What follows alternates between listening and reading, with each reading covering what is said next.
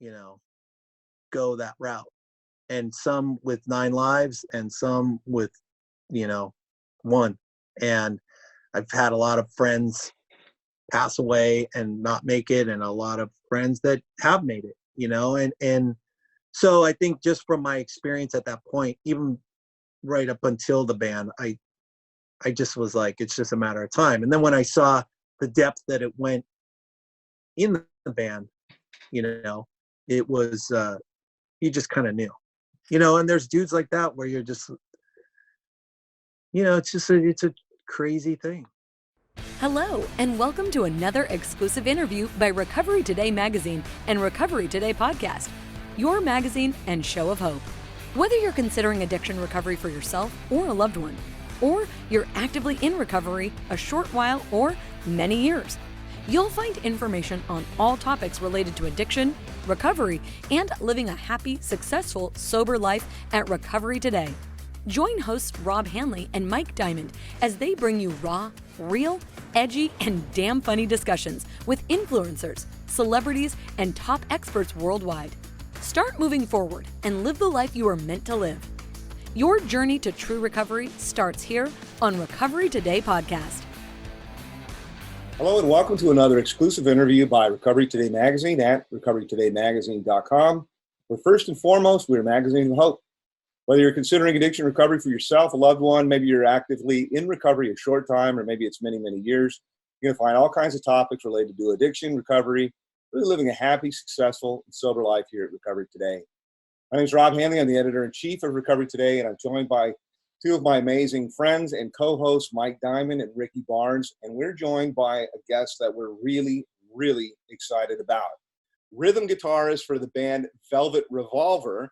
He's also been a member of Wasted Youth, Electric Love Hogs, Loaded, Danzig, and the guitarist for Dave Navarro's solo band.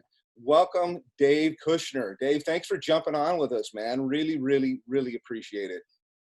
Thanks, man. It's good to see you guys, and good to see some. I don't know you very well, but I do know those other two guys for a long time. So you're friends with them.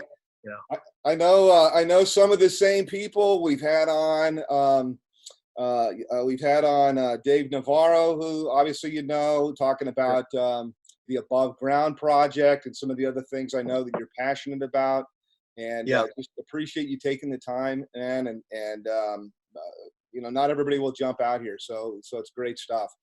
No problem. Jump right into it, man. I'd love to just ask you, like, tell us a little bit. People know about who you are professionally, but give us a little bit of your recovery, your sobriety story, if you will, just to kind of kick things off. Yeah, I mean, you know, basically, I'm from LA, born and raised, grew up in Hollywood. And, you know, I was big into sports when I was a kid. And, you know, when I was around, I think 13 or so, you know, I had my first drink. I think it was on my baseball team. Like, we won some city championship, and then the coach gave us beer. It was like the Bad News Bears. We even had the same yellow uniforms, but we were the Expos. And we, you know, and, you know, for me, it wasn't my story where, you know, I had my first drink or smoked pot or whatever, and then felt all of a sudden comfortable in my own skin. It was that, you know, it was just fun for me. You know, I didn't get sick. I had fun.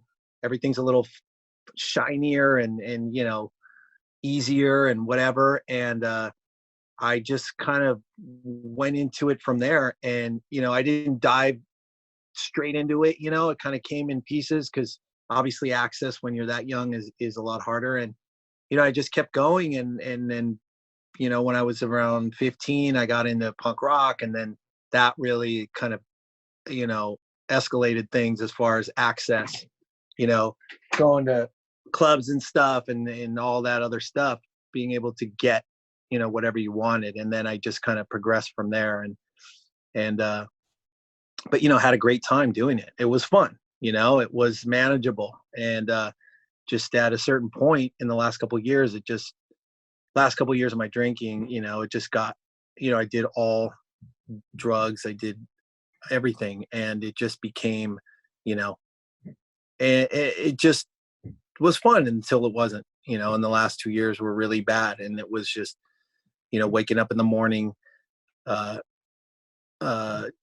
drinking from the minute I woke up till the minute I passed out at night, blacking out, doing stuff I was ashamed of, finding out about it the next day, doing it again, you know, until I just couldn't do it anymore, until I wanted to unzip my skin and literally crawl out down a sewer drain and just be gone. And, you know, I was in a band with a guy, and he had quit everything a year before me. And I just saw his example of how, you know, he was doing it. And I asked him, you know, what to do.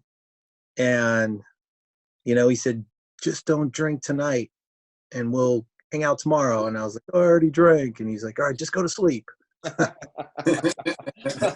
You know, and, but I tell you, you know, it's so funny. Like, I remember the last drink. Like, I remember sitting on my couch with this Miller Genuine Draft, you know, in my hands. And I knew that it was the only thing that was going to make me feel okay.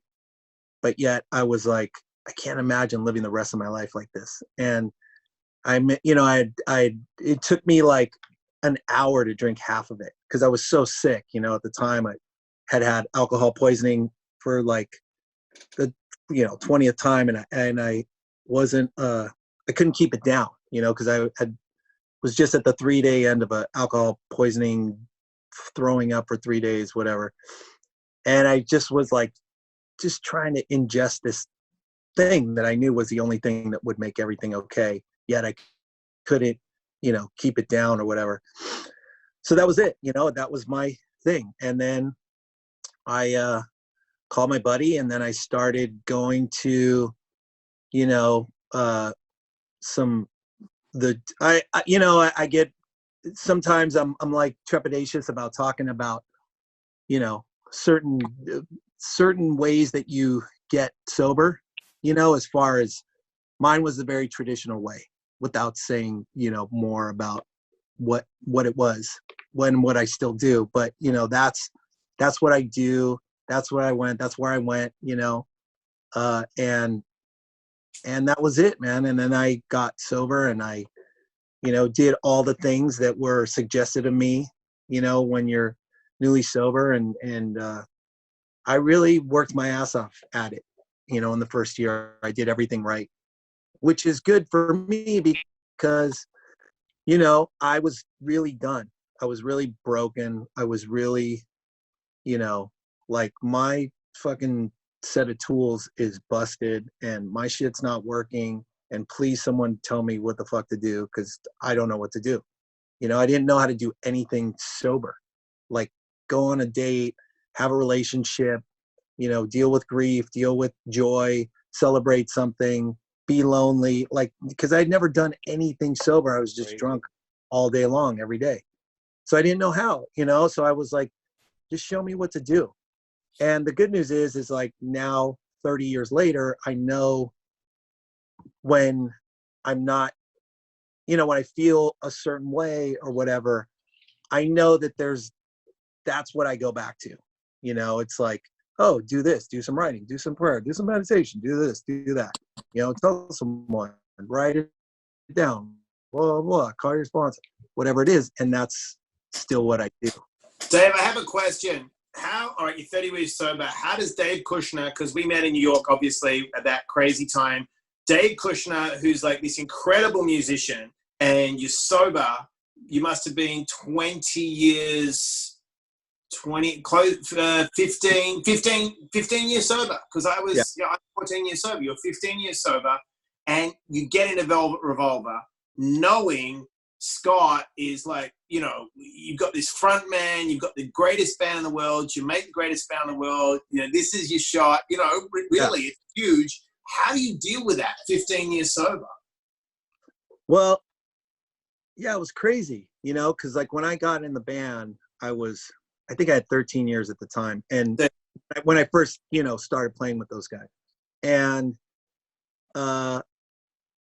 you know, I think I was so focused on the band aspect of it that I didn't really think about like, oh, this is going to be weird. It's going to really challenge my sobriety. This is really going to, I was just like, okay, is this going to happen? Like, we looked for a singer for 10 months and we couldn't find one. And then finally Scott came along, and he was really fucked up at the time. And he was like there's this documentary called The Rise of Velvet Revolver that VH1 did. And they happened to be there the whole time. So you can see the stress within the four of us when, he's supposed to show up the second day ever and we can't find him.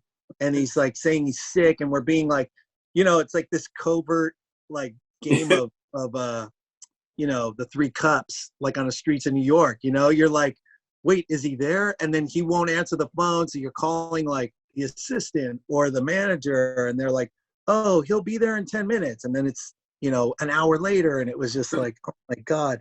And there's this moment in that documentary where we're all sitting in the room and we're like, are we really going to do this? Is this like, we all are like, we know what we're getting ourselves into. And we're like, he wants to be clean. And it was very like all on the table. He said like, I want to be clean. I think like if I'm in this band, it'll help because everyone at that point was clean, and so that's how we went into it. There was no misconception about his, where he was at. And so we just knew, and then we got into it. And it was funny because I had gotten married. I think I got married right. I started dating my wife 3 months before I got in the band. Wow. Right. And then we got married right when we were mixing the first record. And it was somewhere in that time, like someone said, actually a buddy of mine and Ricky's, Paul H., was like going to Al-Anon. And I was like, oh, that's cool. That's for relationships, right? I'll go because I just getting married and blah, blah, blah. Like so clueless to the fact that like, oh yeah, that's a program for, people that are dealing with alcoholism in their lives and drug addicts. And I was like, oh, you mean I could use this for the band too? Like, like, duh. And, yeah. So, and it was so crazy because I had gone to this Al-Anon meeting. I saw this dude talk and I was like, oh, that guy would be good. And I swear to God, like 3 days before one of our video shoots, I literally walked around the corner at Home Depot, and like walked right into this guy.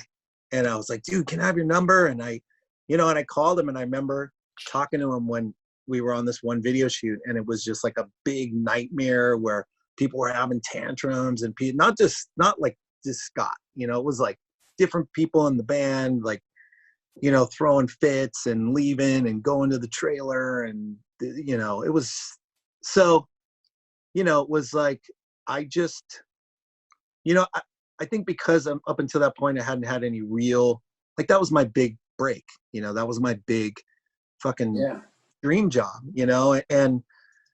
but because I had 13 years under my belt, and because I was very, entrenched in my recovery and going to, meetings and doing whatever, it was like, I just always went into it like, I have to keep going to meetings. Like the guy I first got sober with was, we went on tour and we used to like look up, in the phone book. Like, it was like when I got sober, it was like you had to carry a roll of quarters in your pocket so that when you wanted to drink, you would call someone on a fucking payphone, and you'd carry, Ricky, it's like you'd carry around quarters and you'd just be like, God, I gotta find a payphone, and like I'm freaking out, or you'd pull over and find a phone. And so, but thank God for my buddy John, because he just was always like, I'm going to a meeting, and I'm like, okay, and I never wanted to go, and he's like, I'm going to a meeting, you want to go? I'd say no, and then like 10 minutes later, I'm like, oh, okay, and I'd always feel better, and it was like, so I did the same thing, in Velvet Revolver. I found places to go on tour. I had the book with me without saying the book. I had the book, without saying what it was. I had the book, and it was like, I fucking just like would read random pages out of it, and just to keep my mindset. And I would, you know, I had like a regular meetings that I went to where I knew guys, and I would call those guys from the road, or they would call me because we just had this interaction already for, you know, set up for so many years that they would just call me, you know. And specifically, like, I remember this one time, I remember sitting in the back of the bus, like so resentful.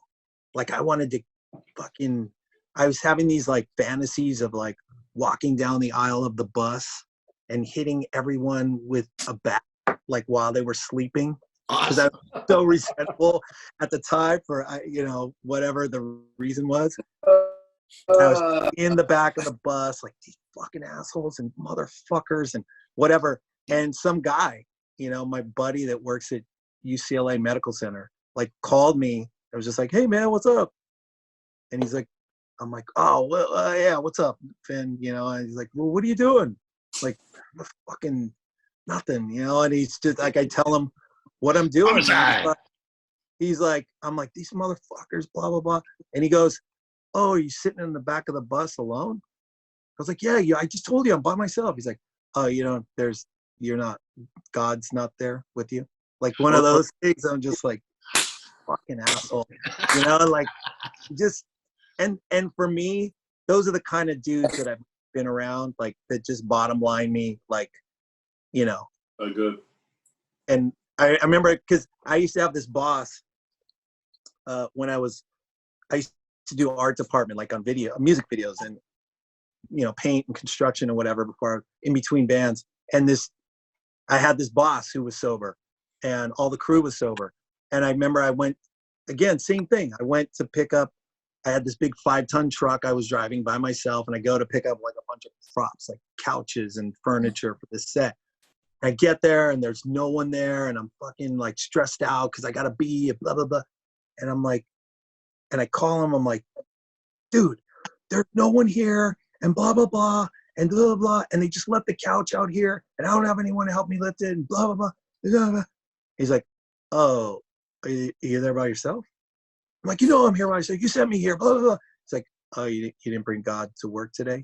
I was like, he's like, and then he painted this picture. He's like, oh, you probably just left God. God's probably sitting on your front porch, like, oh yeah, reading the paper, like, oh yeah, Dave said he has it, you know, today. He usually comes back at some point, but, you know, he's like doing his thing. So I'll just wait here and read the paper. And I'm like, motherfucker.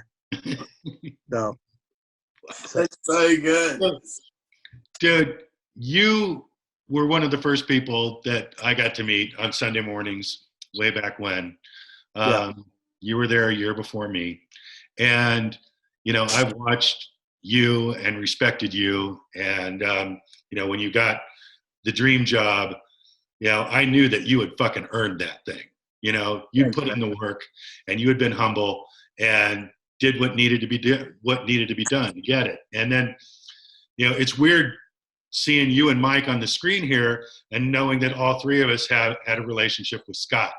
And, you know, mine was early in my sobriety, and, you know, we all went to spin class together, and, you know, we all hung out, we did the thing, and, you know, and I remember some beautiful moments of Scott and very humble moments. And then I remember being on tour, and you guys were on that tour with us, and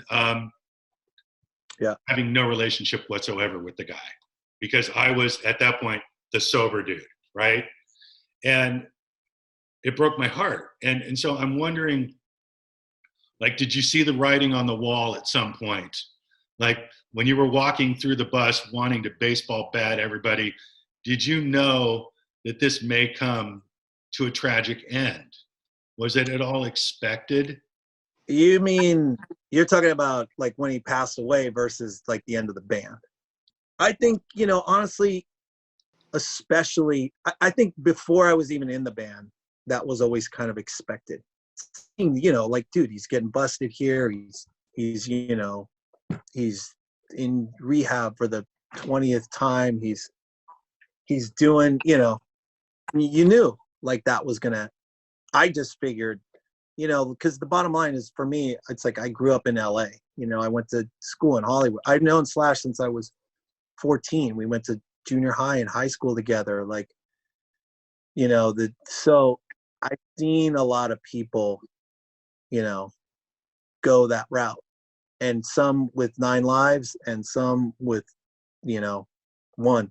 And I've had a lot of friends pass away and not make it, and a lot of friends that have made it, you know, and so I think just from my experience at that point, even right up until the band, I just was like, it's just a matter of time. And then when I saw the depth that it went in the band, you know, it was you just kind of knew, you know. And there's dudes like that where you're just, you know, it's a crazy thing, you know. Yeah, Like, super sad because that's, you know, his brother as well. Because his brother yeah. Mike worked with me when I was making music videos, and you know that shook him up, you know, but apparently not enough. So I have another question I want to ask you. Yeah. I like to talk to people. I like to ask people about struggles and challenges and what they do to get through them. And so, if you don't mind talking about like what has been one of your biggest challenges where you thought, you know, I may drink or I may just end it, or I'm going out with a bang, and what did you do and how'd you get through it? Haven't had any of those, Ricky. Everything's been, no, just kidding. You asshole. You have those? Yeah. I'll tell you, dude. You know, I went through. Here's your hook back. I think I've had maybe 3 different times in the last 30 years where it was really like when I got sober, you know, they said to me, you know, you never have to feel as hopeless as you did the day before you got sober. And I can honestly say in the last 30 years that's been my experience. Like, I've never felt that hopeless, you know, where like because like when I was drinking, there was no, like, I knew that it wasn't going to get better. I knew that it wasn't going to change because every day was worse, you know, and it was only going like this. So the difference, you know, when I stopped was like, yeah, shit gets bad or hard or whatever, but it's never been so hopeless that I was like, you know, that's just my experience. I know other people have different experiences, but, you know, there was a couple different times. There's once when I had 7 years where I was really kind of, you know, disconnected and wasn't going to any, you know, meetings or wasn't doing any of the stuff I talked about like in the first year, praying or meditating or blah, blah, blah, or talking to people or helping people or, you know, sitting in the front or, you know, all that stuff. And I started to get kind of nuts, you know, because all I heard was the inside of my head, you know, and I got really, you know, I just wanted to like drive my car into a wall, you know, so because my head was so loud and I was not talking to anyone. And, you know, I was like, I just want to drive my car into a wall and I want to get hurt, but not too hurt, and just be in the hospital and people take care of me and bring me sandwiches and fucking, you know, but not too injured so that I don't have a limp or anything. But I, you know what I mean? Like, I just want a break. I just want to be able to sit in the hospital bed and have someone feel sorry for me and fucking bring me food. And, you know, and what happened was, you know, I called my sponsor at the time and said, this is how I feel. And he's like, you need to go help some people. And I was like, dude, did you hear me? I'm fucking nuts. I can't help anyone. I'm like, I want to drive my car into a wall. He's like, dude, there's guys that are like 2 weeks sober and have no idea how they're going to make it to the 3rd week. And you have that experience, regardless of whether you feel crazy or not right now. Like, you know how to get through from week 2 to week 3.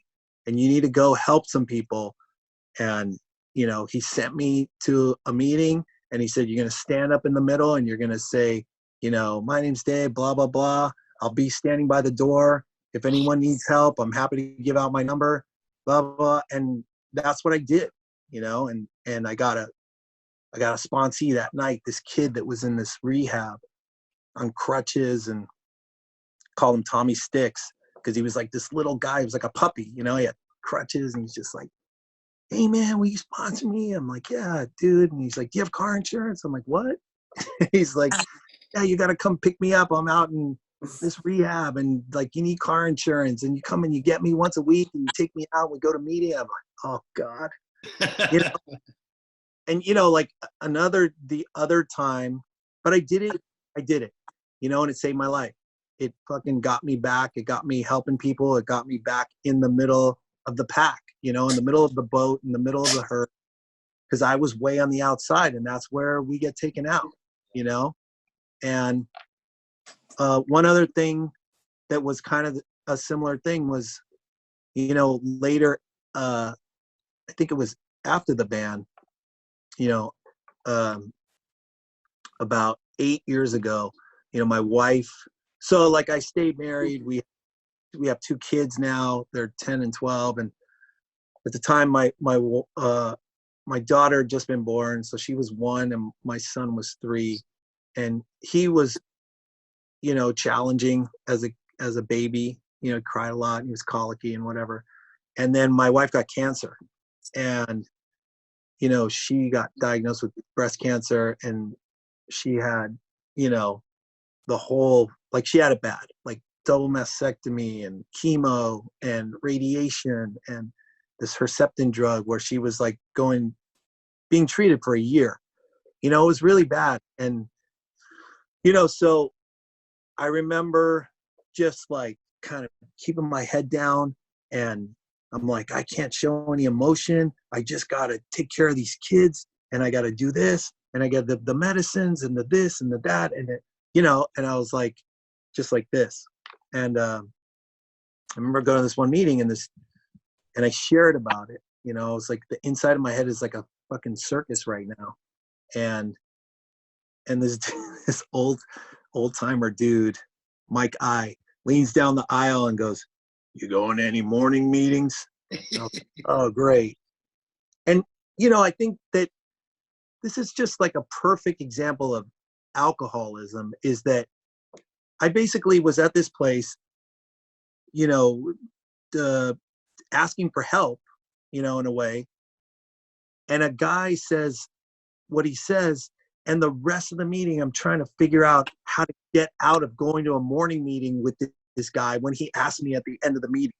Like, that's my alcoholism. Like, I just don't want, like, I want help. Like, I want the job, but then when you tell me I have the job and I have to show up at 6 a.m., I'm like, oh, God. Yeah, you know? I want the answer, but I don't want that answer. You got another I one? want to work for it. I just want, like, so. Yeah, But good thank God, impression of him, too. Yeah, and thank God for that guy, because I started going to, you know, more meetings and talking to people and got back out into, because I was so immersed in what, you know, doing that thing, taking care of the kids. Like, you know, my daughter was so young at the time, and so it's like I had a newborn, I had a colicky kid, my wife was sick, you know, and just trying to do, I was, you know, just out of Velvet Revolver, trying to figure out what's the next phase of my life look like, because I really didn't have it figured out at that point. So, you know, it was a tough time, but, you know, I did the work. I did the same things I did in the first year, but I just... What's the hardest part about the work, by the way? When you talk about like the work, what's the hardest thing? Is it the getting up at 6 a.m. type of stuff and being like, fuck, now I got to do that? Like, what is the hardest part of the work? Or is it the introspection, or like, what is it? I feel that it's just the starting of the work. You know what I mean? Like, once I'm doing the work, it's fun. Yeah. You know, it's like once you get to the gym, you're there. So you're just working out. But first step's the hardest. Yep. Yeah. And it's like, it's interesting because I read this book called The War of Art by this guy, Stephen Pressman. And it's a small book, but it talks about, you know, it's not even necessarily he's talking about alcoholism, but he calls this thing resistance. And it's this thing where it's like anything that's positive in our lives, we have this built-in resistance to, you know, where it's like, why is that, man? I don't know, dude. He didn't have it figured out, but he had like all these things he talked about. He's like, you know, I do it where, you know, it's like, he said resistance can be, it's for anything that takes, you know, long-term work, whether it's a yoga practice or meditation or sobriety or, working out or whatever it is, like I will have so many things. And he labeled all these things. I'm like, oh my God, I relate to that. Cause he talked about like organizing your workspace, like how I'll do that, or I'll answer 1,000 emails before I actually start working, or I'll like, think like, oh, like you're talking about like sequencing things, like getting one thing done and then doing another thing and then doing another thing. Is that like what you mean? Like organize, like right now I'm going to organize my shit. I'm going to make sure my desk is fucking neat. But it's like, but in a sense where it's like, okay, I have a job to do. Like I have to do that. But like, let's say I'm writing a book, because he was a writer. So even, equated it to writing a book. Yeah. It's like every time he sits down to write, instead of just starting writing, he'd sit down and be like, oh, I should do this. Yeah. I should make some Post-its about, I got to do that. And, I should get, it'd be cool if I had a wireless keyboard and I could just, like all that stuff. You start looking it up and you start Googling. Like, right. And then you're out watching a fucking YouTube and then, And then you're taking Adderall. That's right. That's right. I can totally relate to that, man. I'm the exact same way. And I think it's really interesting. I was thinking about a couple of things actually you're talking about, like that bring up spiritual things for me. Is, one of the things you said is what this guy kind of saying in the book, like, we don't want to do the stuff that's good for us. And it was like a passage in the Bible, like, I think it's Paul or something like that. Like, I don't want to do the things that are good for me. Like, I want to do the shit that's bad for me. Like, that's one thing. But I think the other part that's more been an impact on me over the last few years is really the revelation that like work is actually something, it's not something that we don't live to work, but like work was like made for us. Like it's like a gift that we have. Work is a gift. And most people are thinking like, fuck, I got to get done to where I can chill and relax. But it's a gift. And so I think about like stuff like for the magazine, and I'm like, no, I got to knock this shit out right now. I have to and I'm grateful in that because I can get lost just in that. Like, I don't have to be thinking about anything else, thinking like, my job right now is to fucking is to do this. And it's really pretty freeing. So, yeah. No, I relate. And it's funny because I've had so many, I've had one guy I've worked with, my sponsor for the last 7 years, same guy. And I've learned so much from this guy. And I've got so many great quotes. And, he would say stuff like, God speaks to me through others. And when I isolate, I don't hear God, or whatever your understanding of a higher power or God or blah, blah, blah, blah, whatever it is, the ocean, group of drunks, whatever. Yeah. And, he would just talk about like all that stuff, and he would, the work thing, you said that. And I remember him saying to me once, like, work is God's way of giving you a sense of purpose. Yeah. I was like, and I remember that always stuck with me because I always had to look at it like, look, there was nights, where I didn't want to go on stage because I was fighting with everyone, and someone, I would call a buddy of mine that was also sober, and I complain to him, and he'd be like, dude, you have to go out there and be of service to all those people that paid to come see your band. Those people that bought tickets 2 months ago, that set up this evening, got babysitters, did all this stuff just so they could come see your band and forget about their lives for an evening and be entertained. Like, you're there to be of service to those people. And I was like, and it's like, I'm not wired that way necessarily. I have to hear it through other people. And if I don't make the effort people around you, man, you got some good people around you, bro. I do. And it's like, if I don't make that effort though, that's what I'm saying. It's like, it's making the effort to make those calls, or conditioning yourself to making those calls throughout your sobriety so that when things get tough, you're used to making them, or having a network of people that naturally just call you for no reason to check in on, so that kind of stuff is always helpful in, no matter how big or small my life has been at different times. Dave, I have a question. So you work hard, you go to school with Slash, you watch Slash getting Guns N' Roses. that explodes. You're in the clique. You're like this unknown, but in the clique, you're like a legend. You make Velvet Revolver. You know you're in the belly of the beast. It's like being on the boat, the perfect storm, but at any time you could flip out, right? Yeah. How afterwards, right? So this all falls apart. You have 2 amazing albums, massive tours. Scott decides to do Stone Temple Pilots again. How do you process that out without being resentful, angry? What was the process for you? How did you get through it? You know, I think there was a part of me that was always, look, when I got in that band, you know, I was waiting for the other shoe to drop for the first year. You know, like I was waiting for it to all fall apart, whether it was because Scott was going to, you know, end up in jail, you know, or dead, or something was going to happen. Just like I was kind of prepared for something to just all of a sudden happen. You know what I mean? And especially because up until that point, nothing had happened. I hadn't had any big break, you know, necessarily.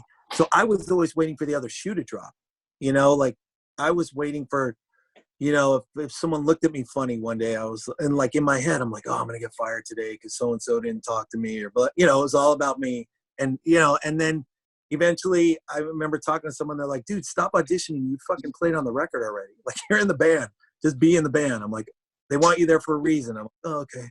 All right. So, you know, and leading up to the end, you know, we fired Scott. We actually, so we knew for an amount of time that things were going to change and that we were auditioning or looking for other singers, you know, at the time. So we thought it was going to be a transition to a new guy and whatever. So it was very slow. Like, we kept auditioning guys after we fired him. And luckily for me, you know, like because I came in with the mindset of this could all fall apart tomorrow. Like, I saved my money. I didn't spend, you know, foolishly. I asked Duff, who had he had graduated. I always confuse it, but University of Washington or Seattle University with a degree in finance. Yeah. So, and he and I had been hanging out a lot. That's how I got introduced to those guys in the band, you know, and we'd hang out all the time and we'd just go to movies and just bullshit and whatever. We weren't playing music at first. And I would ask him, like, you know, I got a check, and I was like, dude, what do I do with this check? You know, and he's like, buy a house. I'm like, what? I can't buy a house with this check. It's like not enough. He's like, no, but you can get down payment and blah, blah, blah. And, you know, blah, blah, blah, blah. I was like, okay. I said, but what if Scott, blah, blah, blah? And he's like, don't worry, you'll figure it out. Just put the down payment down, get the thing. And I was like, okay. And so I would just, you know, the same way I handled my early sobriety, I handled my early financial gains by just saying, what do I do? You know, to someone whose experience I trusted and who had experience dealing with, you know, finances. So by the end, I wasn't stressed. You know, I had some money in the bank and I had a house, and, you know, but it was an impasse that, I guess, back to your question, I know I sometimes meander, but, you know, you asked, like, how did I deal with it? I've always had a very pragmatic sobriety and a pragmatic way of dealing with things. So it's like, okay, you know, it's like, all of it is just lessons that I learned in early sobriety. It's like, you want to learn how to be in a relationship, a monogamous relationship, you know, go ask someone that's in a monogamous relationship. It's happy. Yeah. It's successful. Yeah. Like, you know, you want to learn how to, you know, be a writer, go ask some dude that's, you know, used to be a musician that's now a writer, and how he did it and so that's what I did. You know, I started asking. And how they friends, like it and how their lifestyle is, and, you know, all the shit like that. Yep. Yeah. And, you know, it's like a sponsor of sorts. Like, you know, so for me, I had 2 friends, and one was a producer who used to be just a band guy, and one was a composer who used to be a band guy. And I asked, and I didn't know which route I wanted to go. And I just asked those dudes, like, how did you do it? You know, and they said, like, you gotta jump in with both feet. You got to say like, okay, this is what I want to do. I'm not going to be a band guy. I'm not going to take gigs. I'm not going to do, X, Y, and Z like I would with a band guy mentality. I'm going to pursue this, and I'm going to, learn these programs, and I'm going to blah, blah, blah. And that's what I did. I chose composing, and I made a living doing that for the last 10 years. So, right. Did you get Guns N' Roses? What's that? Did you get offered Guns N' Roses at all? I know Richard No. Ford has. You didn't know? No, I saw some stuff online.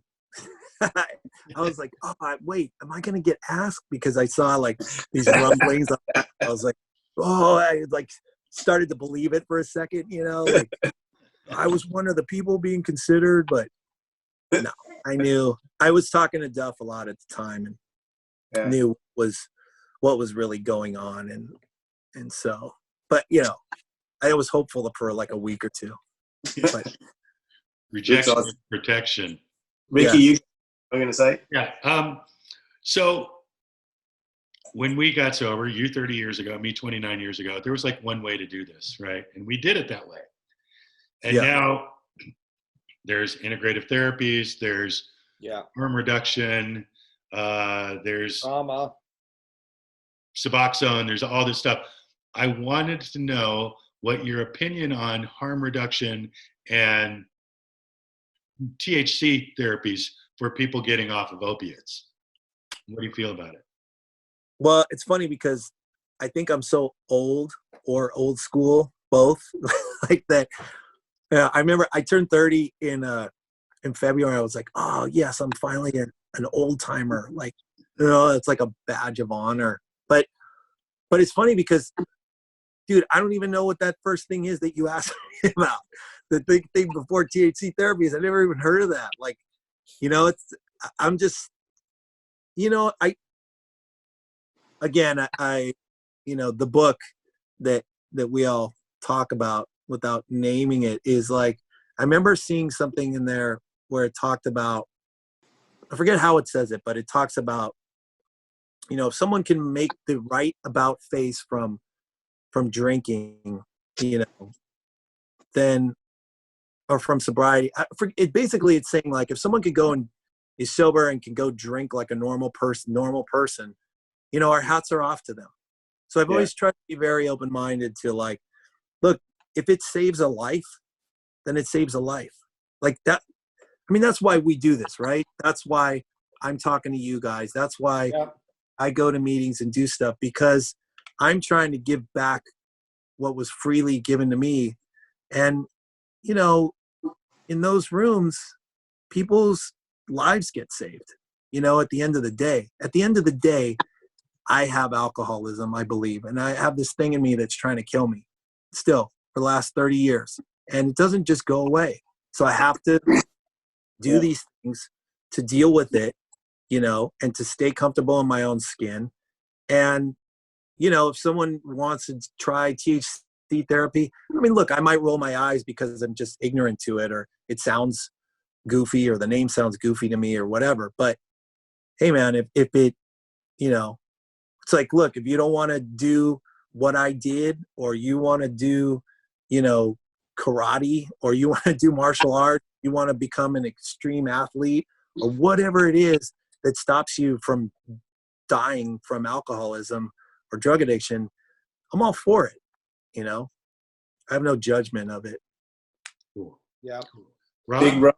Yeah. Well, hey, we've been on for a little while here, and, good stuff, man. Like really, really, really good stuff. And, hearty thank you for taking your time to do it, because, it really means a lot. There's little nuggets throughout the whole, all of these interviews, throughout everything we talked about here, that somebody grabs onto the way that we all do. Yeah. I wanted to ask, like, what you're up to now, and like, how can they find you on social at all, or like, what's going on, man? What's new with you, kind of as life progresses forward? Yeah, I mean, like I said, I started composing 10 years ago, and got really lucky because, I co-wrote the theme song for Sons of Anarchy, like right when it was coming out. And That was Love that literally show. the first. Love that show. Thanks, man. That was literally the first thing I did when I said I want to be a composer. And I had a friend who was the composer on that show, and he said, you know, we were talking about the show with some other people, and he had just gotten the job, and he's like, dude, if you want to write a song. And I was like, okay, well, and again, you know, it all relates to like my alcoholism or my, you know, my fear. Like, I'm wired to say no to everything.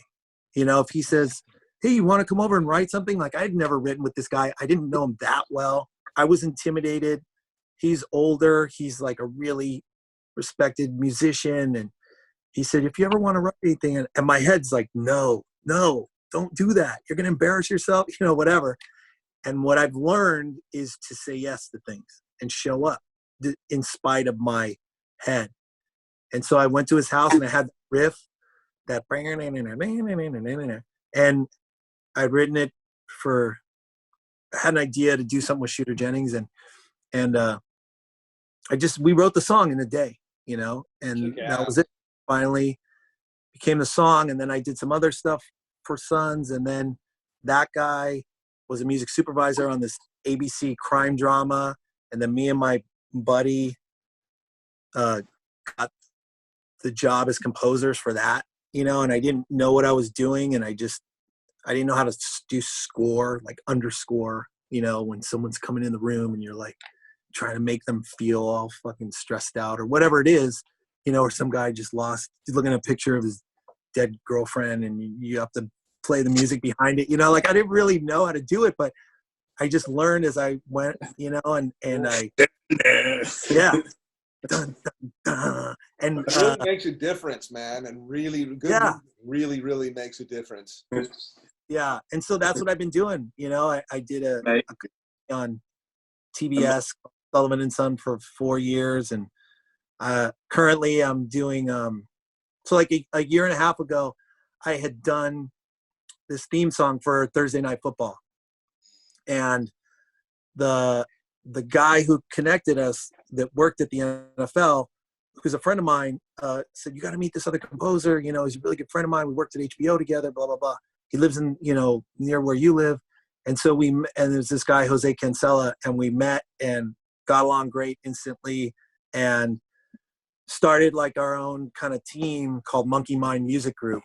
And there's a website, you know, monkeymindmusicgroup.com. And, you know, I have my own Instagram thing, although I'm Dave Kushner. I think it's just Dave Kushner. But I'm so like, you know, I go through these long phases because I get so sucked into it. Like I'm just like, oh, I'm not going to post. I don't want to look at my phone all the time. And I get mad at myself for losing myself in Instagram or whatever. So yeah. I go through phases where I don't post for a long time. But that's like, you can hear all the music and the stuff we've done together. And since we partnered, you know, we've done, I mean, in the last year, I do a show called F is for Family that's on Netflix, and season 4 with Bill Burr, the comedian, and this guy Mike Price from The Simpsons are co-creators, and it's a killer show. It's like All in the Family, but it's animated with a lot of, you know, and it takes place in the 70s, and it's like Laura Dern's on it, and Bill and Justin Long and Sam Rockwell. It's hilarious. So season 4 comes out actually June, I think 12th, comes out in a couple weeks. Wow.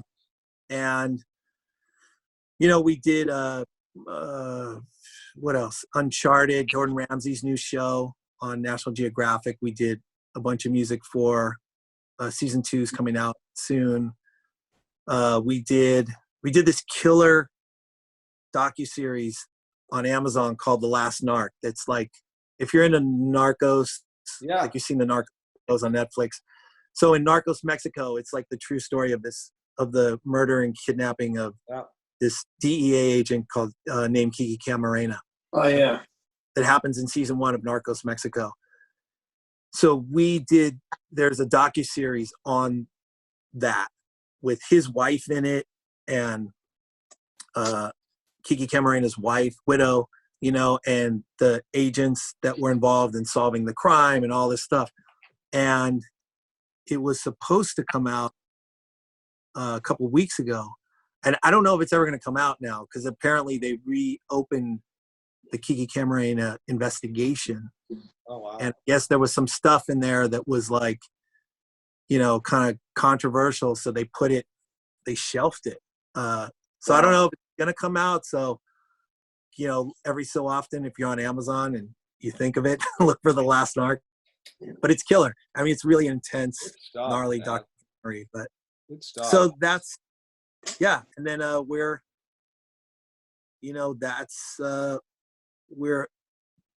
in talks of doing this Netflix documentary that's about the relationship between Muhammad Ali and Malcolm X.